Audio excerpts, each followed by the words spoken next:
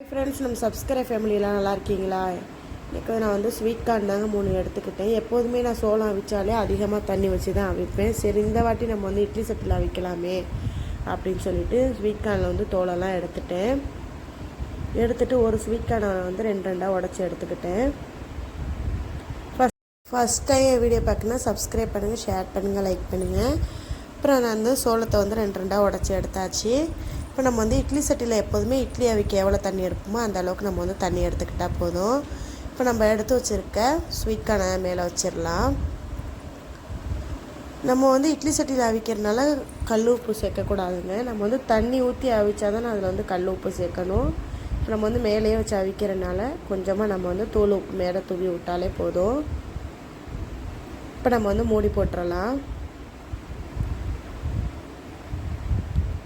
நம்ம வந்து தண்ணியில் அவிக்கிறது எப்படி இருந்தாலும் தண்ணி சூடு வந்து அவிக்கிறதுக்கு 1/2 மணி நேரம் ஆகும். இது வந்து இட்லி சட்டியில் வந்து அவிக்கிறது 20 நிமிஷத்துலேயே முடிஞ்சிருது. சூப்பரான ஸ்வீட் கார்ன் ரெடி ஆயிடுச்சு.